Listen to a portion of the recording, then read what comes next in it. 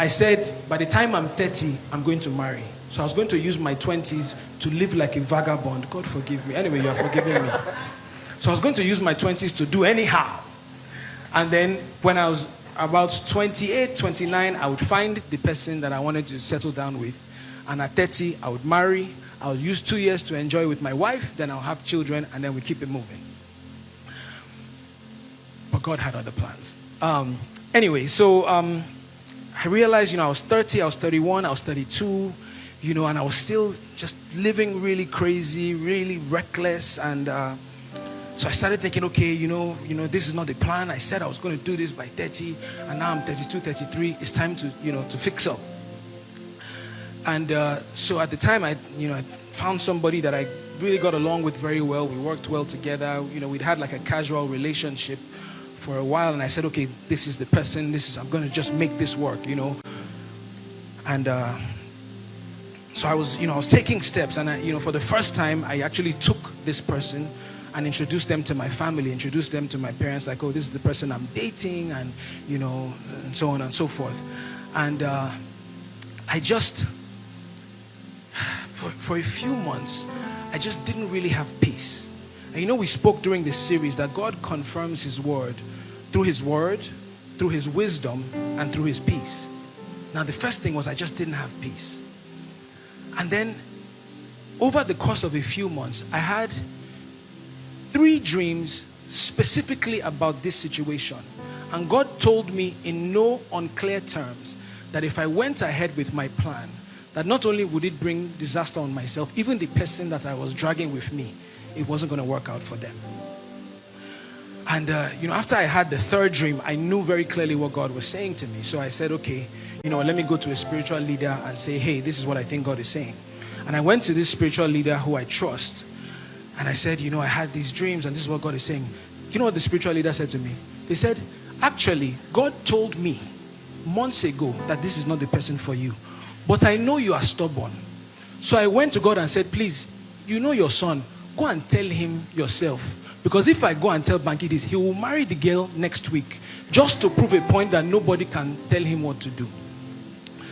So at this point, I knew what God was saying. So I kind of ended that relationship. And for the next year or 2, I was just focusing on work, focusing on trying to be a better person, focusing on just trying to develop and fix my life. And I started going to church very regularly. I started going to TPH. Shout out to people that are here from the Dome. And so I'm hearing PT preach, and it's building my faith, and I'm just trying to be a better person, a better child of God. And I had directed a TV commercial for a company, and they were doing a launch event at Oriental Hotel. And I was doing an interview on the red carpet, and I just, I'm talking into the camera like this, and then I just saw the most beautiful sight I'd ever seen in my life. Just walking by me. When you're talking and you're just like,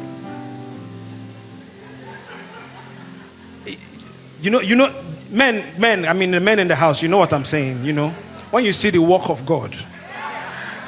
So here's the interesting thing. In my mind, that was the first time that I had ever seen Adesua. But the truth of the matter is, I had actually crossed paths with her every year for the last 3 or 4 years, and I didn't even recognize. Sometimes you are praying for something, but God won't give you the answer because you are not ready to handle it.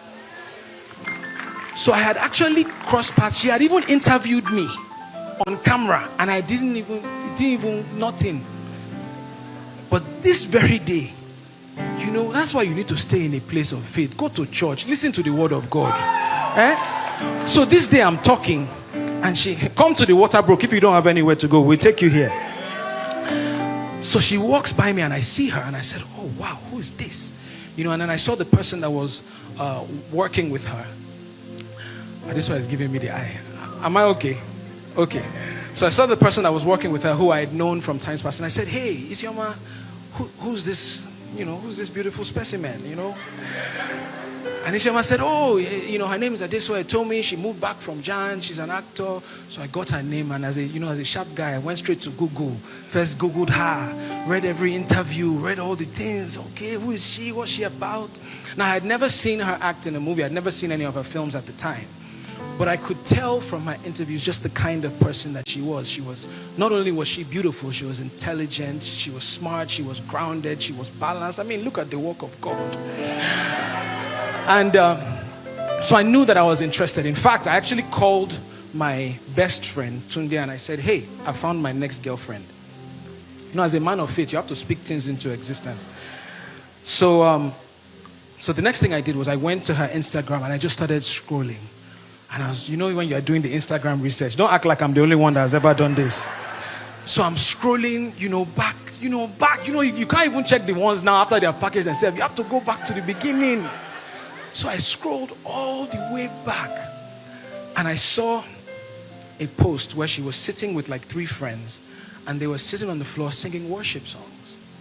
And it was so refreshing to me to find somebody in entertainment who was proud of their faith and proud of their relationship with God, that they're just sitting here singing and praising God right there on their Instagram.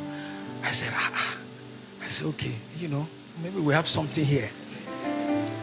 So I slid into her DM, as we do. And this morning when I was preparing, I actually scrolled back like, how many years now of DMs? Yes. And I found the DM that I sent and I said, hi. So we haven't officially been introduced, but I saw you at the launch the other day and I've decided that I'm going to be your biggest fan. I'm Banky. Can we please be friends? Appreciate me. When you shoot your shot, you have to do it with strategy. And then Adesua said this. LOL, hi Banky, I'm Adesua. This is both sweet and funny. It has always been a dream of mine to have a superstar as my biggest fan. LOL, friends, why not? I can do friendship. Gentlemen in the audience, take wisdom from what I'm saying. He who has ears to hear. God bless you. Now, I didn't know this at the time, but she was kind of coming out of a relationship. You know, when you're in that place where you are single, but you're in a relationship, but you are single, but you're in a relationship, and today you are broken up, tomorrow you are fighting. She was in this gray area space. And one thing, if you know Adesua, you know that she loves hard. So if Adesua loves you, you can kiss somebody, she will still love you. Like, that's just the way she is. And I found out, and that's one of my favorite things about Adesua, is as beautiful as she is in the face, her heart is even more beautiful than that. So I deduced, as we started talking, that she was still kind of one leg in, one leg out, trying to figure out what was happening with this relationship. But my approach, I said, can we be friends? I didn't say that you want, just friends, friend zone. I willingly put myself in the friend zone. But the interesting thing is that, when God starts to work, right? So we became friends, and then we quickly became the best of friends. We would talk every day for hours, like just talking. Now, we're not dating, because we were both semi-public faces. We can't even go out to a lot of places together so that, the Insta blogs and Linda Ikeji's of the world don't pieces your matter before you have even figured it out. So we couldn't even go out that much. So we would just spend every day talking. And we became close and tight and closer and tighter. And I got to know her. She got to know me. We would talk about our lives, our dreams, our families, our backgrounds. She quickly became the most important person that I needed to speak to. Like, I needed to speak to her like I needed air every day. If I didn't speak to her that day, it wasn't right. And I can actually confidently tell you that from that first day that she gave me her number in that DM till now, I've spoken to her every single day since that time. Now, this is happening. So we're becoming closer and tighter, and I'm like, how far with this old relationship? This is not, the destiny is standing in front of you. You are still saying that you are trying to turn a corner. Anyway. So I remember the first time I broached the conversation and I said, we're so close, we're so tight, why don't we just, make this thing official? And she said, oh, I'm not quite ready and I'm still going through some things. And I said, okay, no problem. Friend zone is okay. Friend zone, no sure you. I'm fine, don't worry. We're okay, I'll be here for you. And so we continued getting this process, and I actually honestly think, well, I'll come back to that. So we're becoming closer and tighter and closer and tighter, right? And then in January 2016, I needed to shoot a video for a little song called Made For You. Anybody remember that song? Okay, so the interesting thing about that song is I actually wrote the song about a minute and a half into it, and then I couldn't finish the song prior to meeting this young woman, because the song, I knew the song was very deep. So I had written the chorus and a little bit of the first verse, but then I just stopped that, the rest of the words would come to me. But it was while I was now becoming closer and tighter with this lady that the rest of the words of the song just started coming. So I knew when it was time to shoot the video that it has to be with this person that inspired the song, right? So I called her manager and I booked her officially to appear in my video shoot, as in I paid booking fee, fly from Lagos to New York City, like full-on official booking, that you will not say that because you are my friend, I'm trying to take advantage of you. So I flew her into New York and we shot the Made For You video. And again, as a man of faith, anybody that remembers that video knows that in that video, the couple got engaged. Yeah?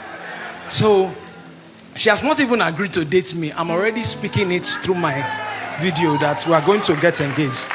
And the greatest thing about, I'm going to have a moment of flesh here. The greatest thing about being the director of your own video is that when it's the kissing scene, you're the one that will say when to cut. So they say, record, and say, to the point, say, Banky, it's okay now. I said, but I shot the Made For You video with her in New York, and I planned to speak to her at the end of the video shoot, but she was so tired that I was like, let me let her rest, because she literally had just arrived, I think that morning or the night before. So I said, I'll broach this relationship conversation later.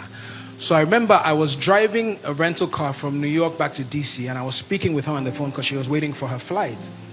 And I said, that's how far now? Well, now you can see that we work well together. We're friends. You talk to me every day. That, what's up? So she goes, ask me again.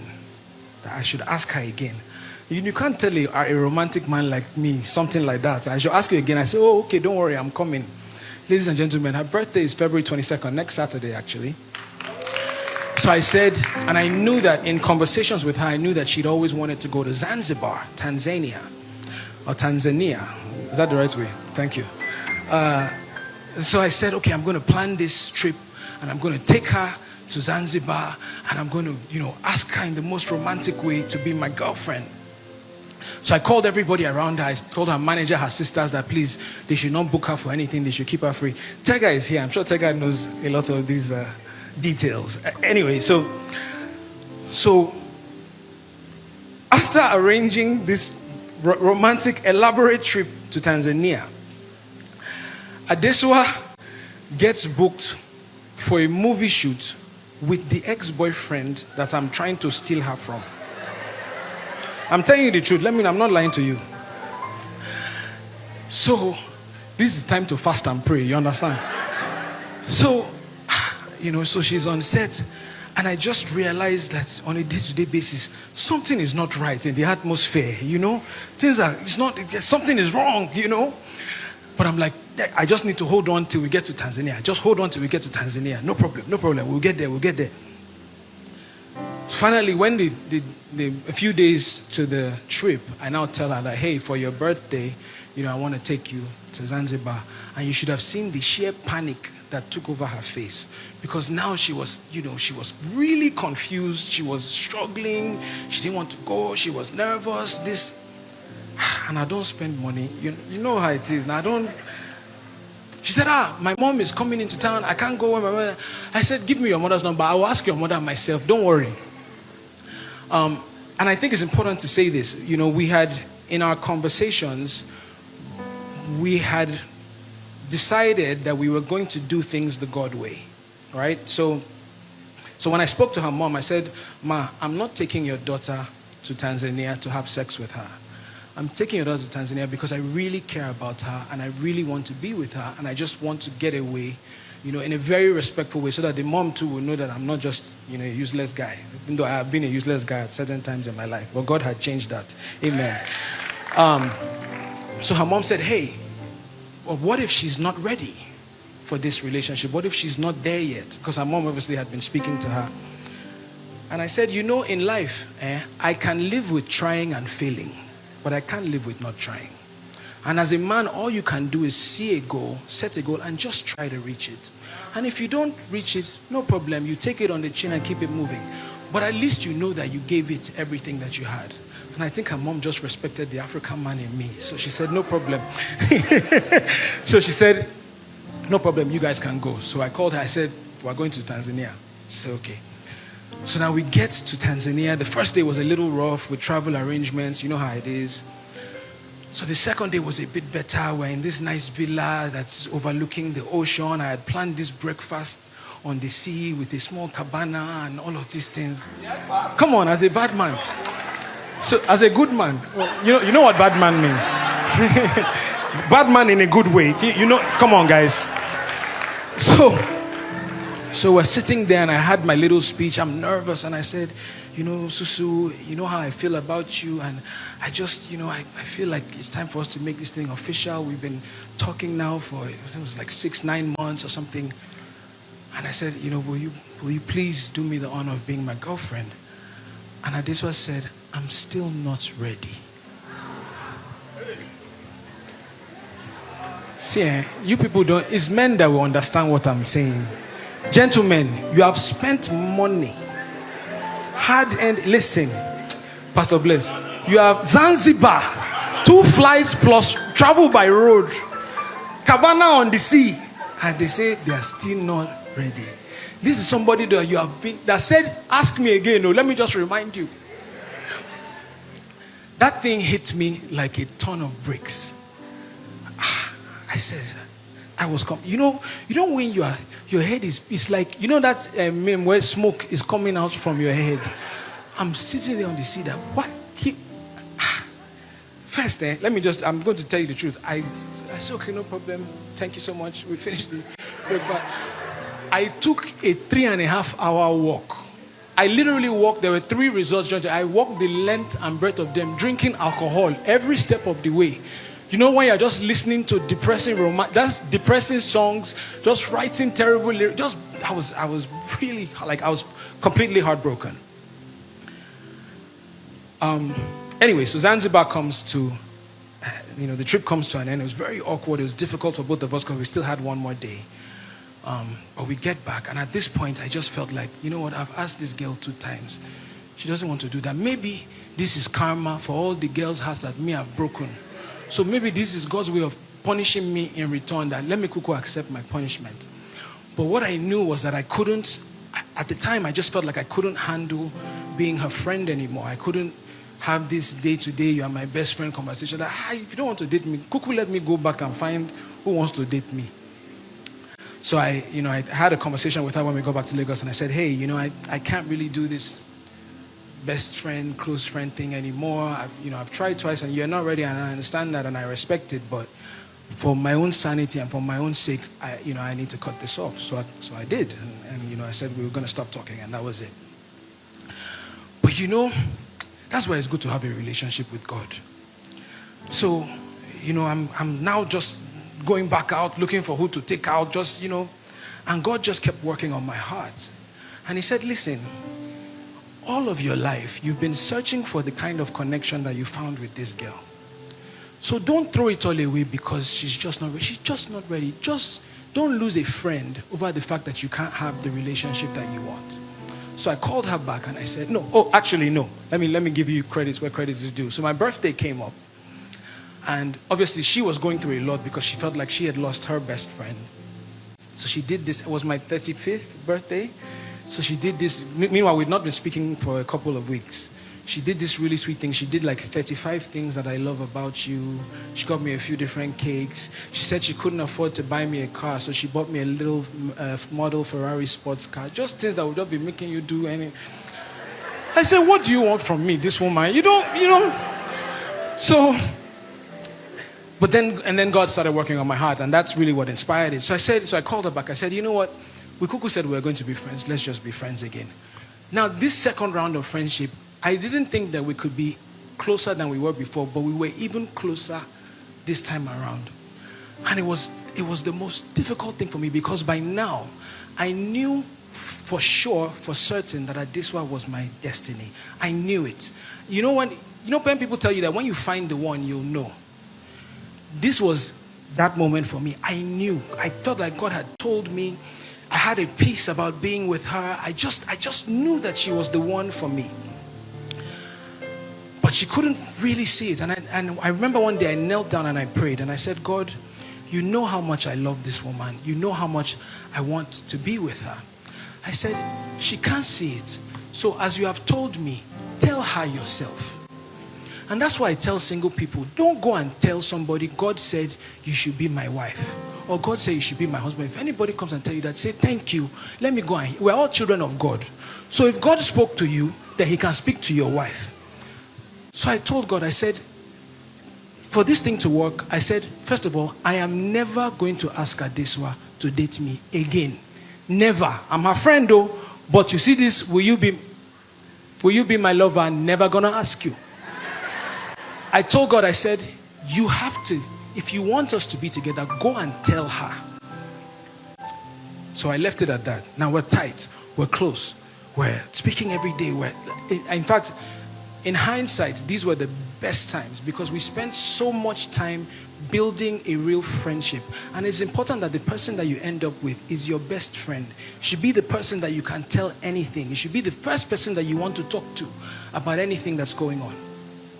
So we're getting close and I said, Lord, I'm not going to tell her nothing. I said, we're just going to be in this friend zone. Then I got a call one day, shout out to Kemi Adetiba, and she said, hey, Mo Abudu is doing this film called The Wedding Party. I want to send you the script. Do you want to come and audition? And I said, yeah, you know, because Kemi and I had been talking about going into movies all of our years and music videos. So I said, okay, I'll go and audition. So she gave me the script and I started preparing for my audition. And I get there and there were a lot of actors, a lot of people who obviously had a lot more experience than me. But I auditioned and they gave me a callback. They said, oh, we want you to come for a second callback. I now found out that they had also called her to audition. So we're both auditioning and we go through the rounds of auditions and then they now start pairing you. So they'll take you and pair you with 3 ladies, take each lady, pair them with 3 guys just to see who had the best chemistry. Now, of course, you want to talk about chemistry. I've been talking to this person for like a year, every single day. So the chemistry was, hello, ladies and gentlemen, it was off the charts. So they go through all the audition process and they say, everybody is really good, but there's something here, They now called me, they said, oh, who did you feel? I said, well, everybody was good, but I felt like there was something special with Adesua. They said, yes, everybody in the room was even saying that maybe you guys should even be dating or something. Like there was just something, you have to put things in the atmosphere. So they gave both of us the roles. Now, the way God will have it, we were now on the same movie set for like a month, staying in the same hotel. They said, oh, so sorry, you can come from home if you don't want to stay there. I said, don't worry, I will stay in the hotel. It's okay. They said, oh, you can bring your tie. I said, you are not understanding me. I'm okay. Leave me in the hotel. So while on the set of Wedding Party, we got even closer. The bond was even stronger. But remember, I had told God that I'm not going to ask again. And so I just remained there. And then shortly, maybe a couple months after we wrapped, one day, as is customary by now, we talk every day for hours. And one day, we're on the phone and she says, Banky, you know you're my husband, right? I said, sweetheart, I've known this for the longest time. I've just been waiting for you to catch up. I think that deserves another round of applause. That's the moment. That's the moment. So we said, okay, now pay attention to this. So we said, okay, fine. We now both know that we feel like we're each other's destinies. But remember what I said before. Sometimes we try to trust in our plans over God's purpose. And we'd both been through so many bad relationships and bad situations before that we said, when we're dating, single people, sometimes you see somebody, you like them, you start dating, then you now ask later that, God, is this the right person for me? Sometimes we even go as far as getting married before we start seeking God's face in our relationship. But God is interested even in your relationship. So we said, you know what, we've done this the wrong way for so long. Let's try and do it a different way now. So we said, instead of we both know we want to date, but instead of going into that immediately, let's seek God's face first. So we started praying about our relationship. So I would pray with her, I would pray by myself, she would pray by herself, she would pray with her mom and her pastor, I would pray with my mom and my pastor. We were just praying that God should confirm. And by God's grace, that confirmation came. Come on, give me a hallelujah.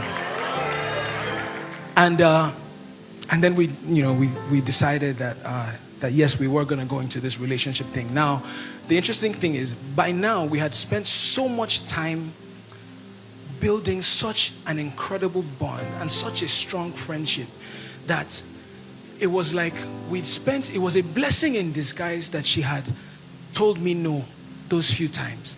Because number one, it taught me humility. Because if I had just gotten it just like that, maybe I wouldn't have appreciated it. Do you understand? It taught me to humble myself. It taught me to chase. It taught me to desire. It built my faith in God. It built my relationship in God. It forced me to the place where I couldn't do it on my own, and I had to go and tell God that, okay, I want it, but I don't know how to do it. Please help me. And that's what this is all about. Now, we're now at the stage where we're talking about learning to listen, and I can tell you confidently that I heard God as regards this relationship. I'm not saying that we are perfect. As she told you before, and as I told you, we've both struggled, we've both been works in progress. There are things that God has to work. When we did our first marriage counseling, Pastor Nkoyo, Mrs. Nkoyo, the first day of marriage counseling, premarital counseling, she goes, oh, what do you want in a wife? And I said, I want her to be like this and that, and God-fearing, and to be, And she said, okay, what do you want in a husband? And I said, oh, I want this and that. And then she said, okay, here's the thing. Neither of you, throw that out the door, because neither of you are what you described. And marriage is the process of submitting to God. And nobody is perfect, but you can be perfect for each other if you involve God in the conversation. If you make him a part of that relationship and allow him to work on both of you, and then it's a step-by-step process. It's a journey. Till today, he's still working on me. Till today, he's still working on her. Till today, he's still working on our relationship. But here's the thing. We heard God. We listened to God. We heard with humility. We heard with obedience. And that's the point of today's message. Hear with humility and hear with obedience.